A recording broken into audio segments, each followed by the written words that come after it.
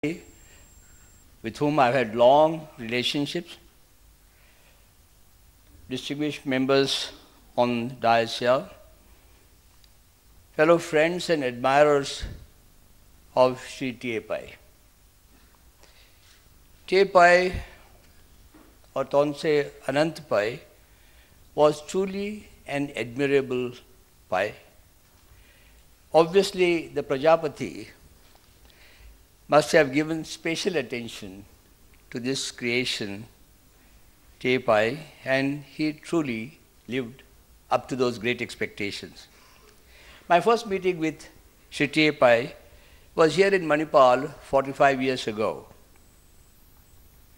It was in May 1967 when I was spending time with my parents in Goa on leave from the government when I was serving in the Planning Commission.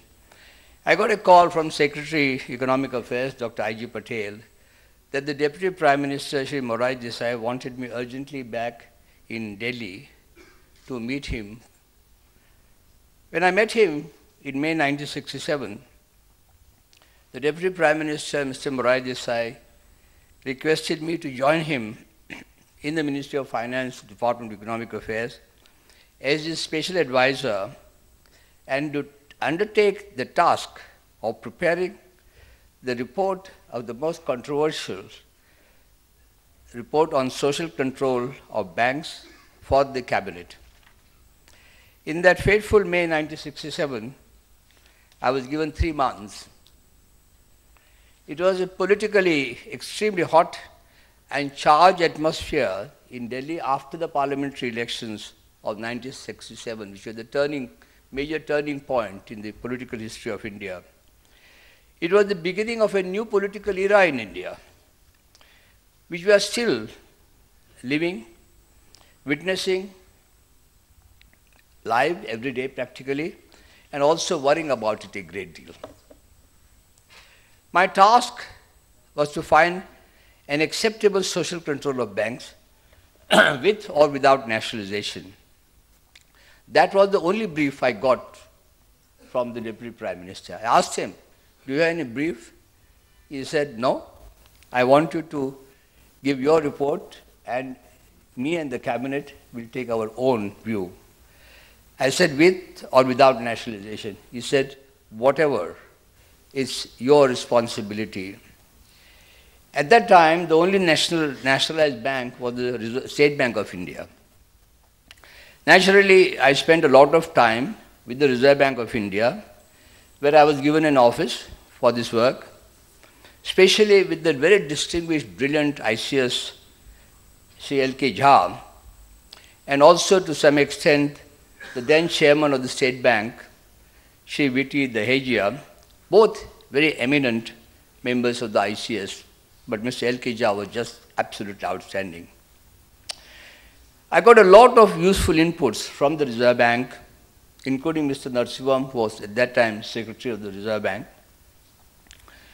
and to some extent by the State Bank. But I got no answers to the burning problem of social control with or without nationalization. So as I began my work, I was told of the maverick bankers of Manipal, Shri TAPMI and his mentor and uncle, Dr. T.M. Pai. They managed at that time the syndicate bank with what was considered unconventional banking, and they were so unconventional that I found in the records of the Reserve Bank, secret records of the Reserve Bank, which are not published even today, that the State Reserve Bank wanted to prosecute them for the unorthodox banking, like financing agriculture, unestablished entrepreneurs, and all kinds of unknown people which were on the agenda of the syndicate bank with Dr. T.M. Pai and Dr. T.M. Pai actually working. When I got in touch with him on telephone, Shri T.M. Pai invited me to Manipal. When I landed at Mangalore, there was T.M. Pai at the airport to pick me up, and straight away driving the car himself to take me around the South Canara district. With great confidence, he showed me and explained to me all the banking unorthodoxies which had made the Reserve Bank most uncomfortable and even planning stern action against him. My visit to Manipal in South Kendra district at that time, and the unorthodox and very novel banking that the Pais, the two, the uncle and the nephew, had demonstrated, was truly an amazing variation, even drastic variation, considering the staid and orthodox banking policies and practices emanating from the great banking center of Bombay. It was truly unorthodox, but it was also truly innovative and also invigorating to see how little people, the true beneficiaries, responded to all these great adventures of at that kind, unconventional and looked down upon by the Reserve Bank. Suddenly, the concept of social control and its direction began to become clear to me. TAPMI and his uncle, Dr. TAPMI, were in essence making credit an instrument of development. When they saw enterprise, when they saw talent, which needed, especially in the rural sector,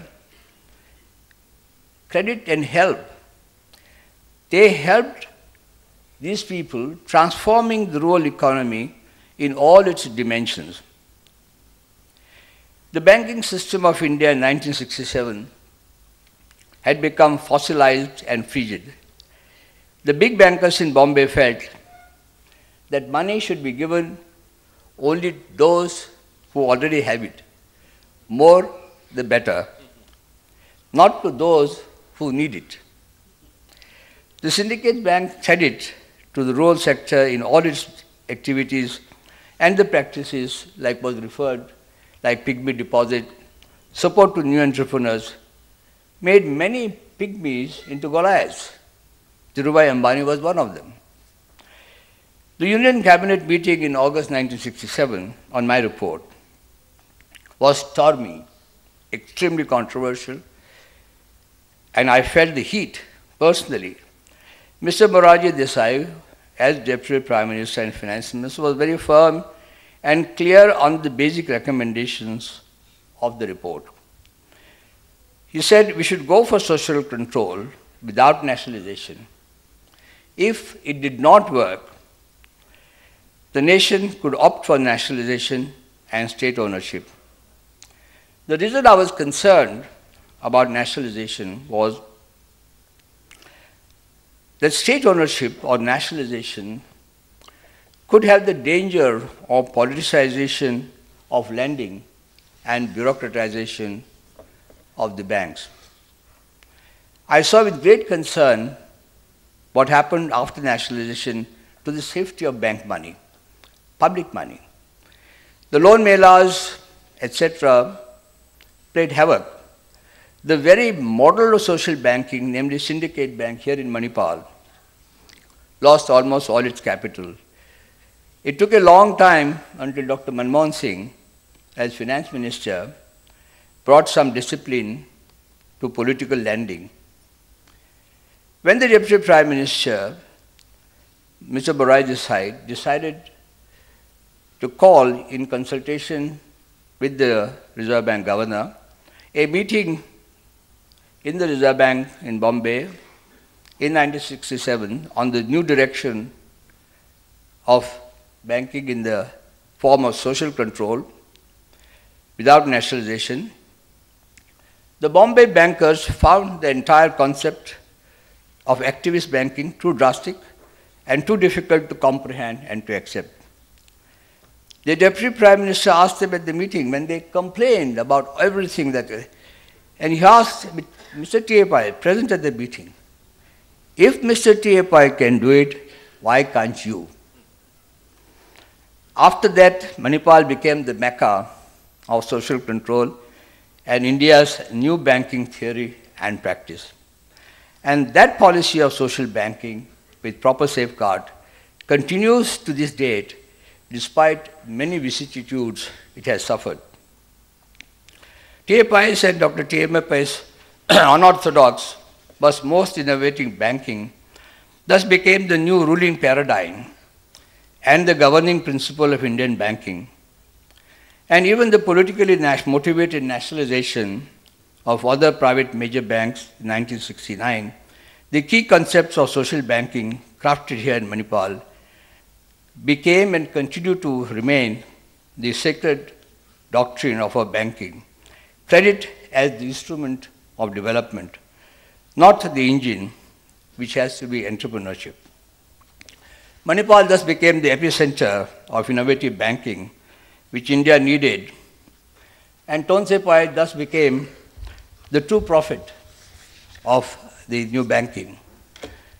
I saw TAPMI in that same innovative avatar at the LIC.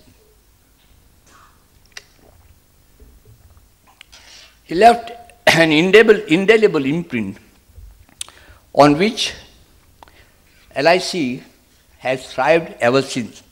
From Manipal to Mumbai to LIC to Myanmar in Delhi as Union Cabinet Minister, and later as Minister of Heavy Industries and so on and so forth, was a transition TAPMI made, and a transition which was clearly decided in heaven.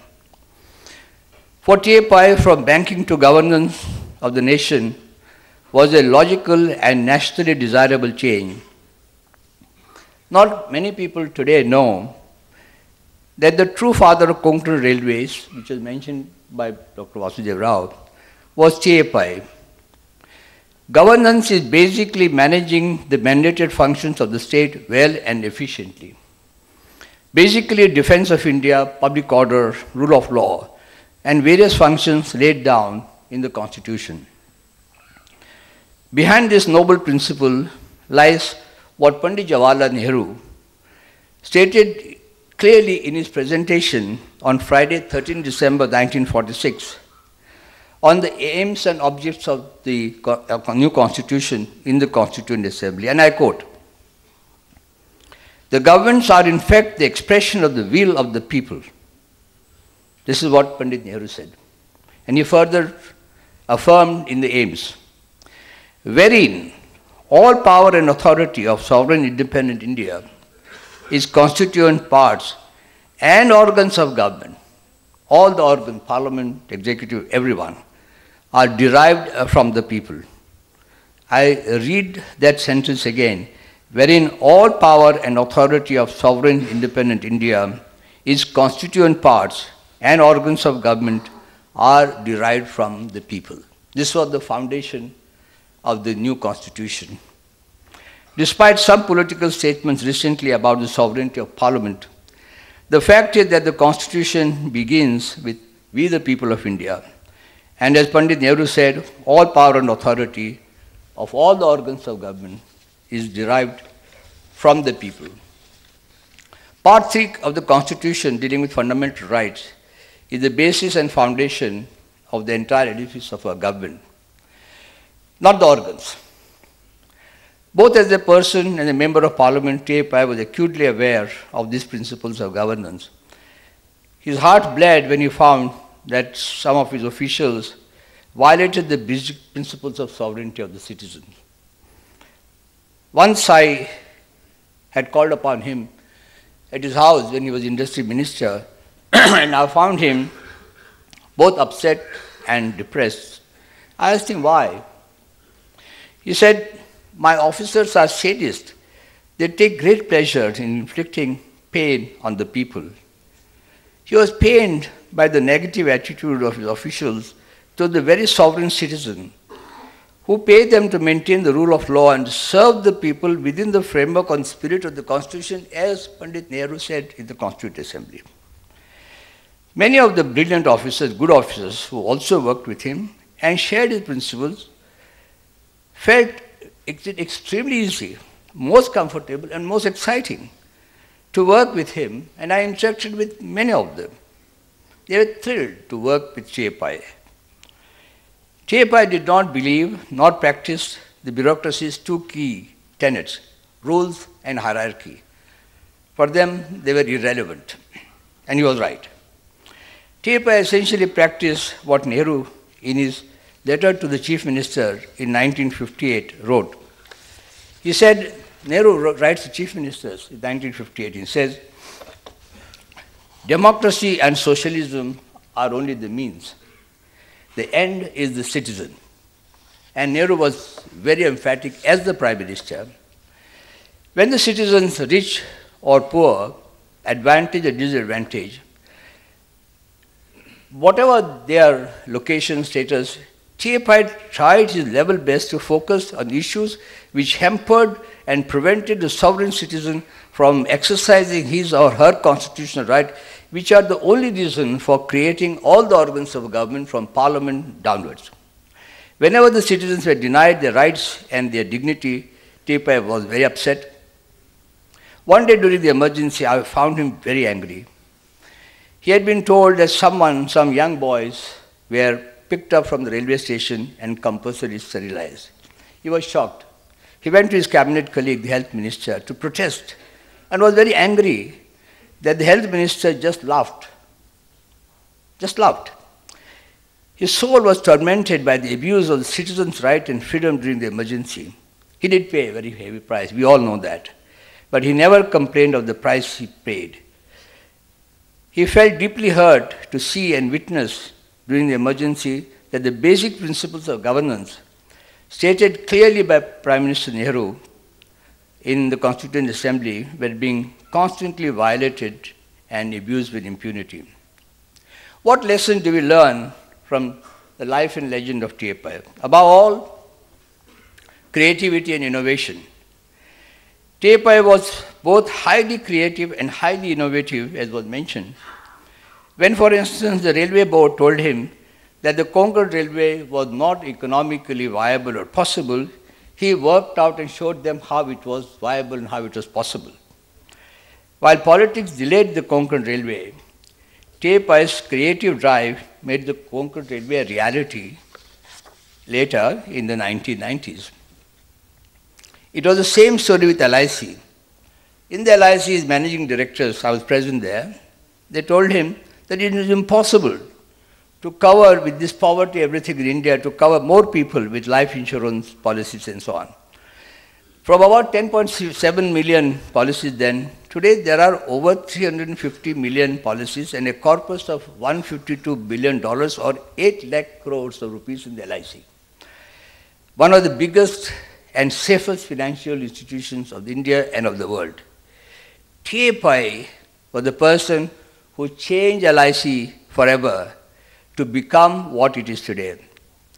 Syndicate Bank, the Railway Ministry, especially the Konkan Railway, the Ministry of Industry under TAPMI, had one big lesson: innovation, creativity, and clarity are the pillars of everything from banking to insurance, and most importantly, the governance of the country itself.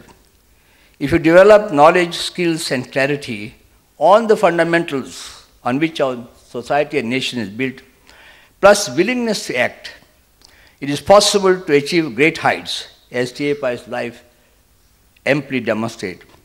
Most importantly, it benefits the society, the nation, and indeed larger humanity. Kautilya, the author of Arthashastra, among the later gurus, because I consider the earlier guru on governance like Bhishma in the text, in the Mahabharata, is absolutely outstanding. Kautilya is clear in his advice. And all of us must keep that advice, what he wrote in the 4th century BC. He said, brain power is the mightiest power. Physical power may look fearsome, but it is no match to win against knowledge and wisdom. But Kautilya also added, education and knowledge is purposeless if it is not put to practical use. I think there is a Sanskrit saying something like, Yakriyavan sa pandita. The true pandit is a person who puts it into practice. That was the theme of the life and legend of TAPMI, just like his mentor, TAPMI, to put knowledge and innovation to practical use, effective use, to improve the quality of the life of the people of India, is truly a legacy which Manipal has and has also given to many. Let us cherish that legacy. All of us help grow that legacy of TAPMI, as Dr. Ramdas Pai, and all of you working here in Manipal and institutions around the world are doing. Let us also share that great legacy with the 1.2 billion people of India going to 1.6 billion people, for whom all of us must work together. Thank you very much for this opportunity of your initiative. Today we are privileged to have a guest of honor who holds a very high position in the government of Karnataka. The topic of speech is something that all of us subconsciously hold. Management, which is perceived to denote efficiency, relationship, and speed, and bureaucracy, which is perceived as inefficiency, apathy, and tardiness. However, bureaucracy, as popularized by the great sociologist Max Weber, and the Tottenham filing system that we have inherited from the British, have their own merits. Before our guest of honor delves deeper into these two seemingly opposite phenomena of management and bureaucracy, I request my colleague, Professor Chaudhary Prasad, to introduce today's guest of honor. Good evening, ladies and gentlemen. I have the privilege of introducing our today's guest of honor, Mr. K. Jairaj, IAS, Additional Chief Secretary, Government of Karnataka. He is a graduate, honors graduate in economics from Bangalore University and has 3 masters. Master of Arts in Economics from Delhi School of Economics with distinction, Master in Public Affairs, Woodrow Wilson School of Public and International Affairs, Princeton University, awarded the Edward Mason Fellowship, and Masters in Public Administration, John F. Kennedy School of Government, Harvard University. He is a member of the IAS from 1976 batch. A few of his key assignments will give us a versatile personality in Mr. Jairaj. He was Transport Commissioner of Karnataka in 1989-91, Commissioner of Commercial Taxes in 93-95, Managing Director of Karnataka Power Corporation Limited 95-99, Commissioner Bangalore City Corporation twice, 99-2000 and 2006 and 7, Managing Director of Bangalore International Airport Limited 2000 to 2002, Vice Chairman and Managing Director, Karnataka State Road Transport Corporation 2000 to 2003, Principal Secretary to the Chief Minister of Karnataka 2003-04, Managing Director, Karnataka State Industrial Investment and Development Corporation 2004, Principal Secretary to the Government of Karnataka, Department of Rural Development and Panchayati Raj 2007-08, Additional Chief Secretary to the Government of Karnataka, Energy Department and Chairman Distribution Companies of Karnataka 2008 to 2010, and currently Additional Chief Secretary to the Government of Karnataka since 30th June 2010. A few more distinctions. Selected through international recruitment and served on deputation to the World Bank, Washington, as Senior Public Sector Management Specialist in Africa region 2004-06. His notable work achievements are: he initiated fast-track assessment offices in Commercial Taxes Department in 1994. He designed and set up private and public joint venture in the power sector with Unocal USA and Karnataka Power Corporation in 1999. He was successful financial closure, for a $300 million Raichur expansion project, largest infrastructure project in Karnataka, funded through commercial borrowings. Benchmarks in power project management, completion of Raichur thermal power expansion project in record time. He initiated self-assessment scheme in property taxes, Bangalore municipality, radical overhaul of the system resulting in expanding revenues and public satisfaction. He was the CEO, India's first private sector Greenfield International Airport project, Bangalore, costing $230 million, initiated project development, partners section, shareholders and joint venture agreements. He has been responsible for turnaround of Road Transport Corporation, KSRTC, registered profits in 2001-2 and 2002-3, achieved highest standard of operational excellence and national awards in fuel efficiency and safety, branding and progressive service delivery measures in public transport for regularity and zero cancellation. He introduced Suvarna Khata in automatic plan license of Bangalore municipality. He is also associated with management. Possibly that's why we have chosen the topic. Management and bureaucracy are the antithetical he is going to demystify. He was the president of All India Management Association in 96-97, president of the Bangalore Management Association 93-94, vice chairman, Council of Power Utilities, New Delhi in 1999, vice president, Association of Road Transport Undertakings, chairman, Governing Council, Central Institute of Road Transport, Pune, and finally, member, Board of Governors, Indian Institute of Management, Bangalore. Sir, I welcome you to deliver your lecture. Esteemed Dr. Ramdas Pai, Dr. Pai Panandiker, Dr. Balal, Dr. Vasudev Rao, members of the Pai family, distinguished guests, and all members of the TAPMI facility and community.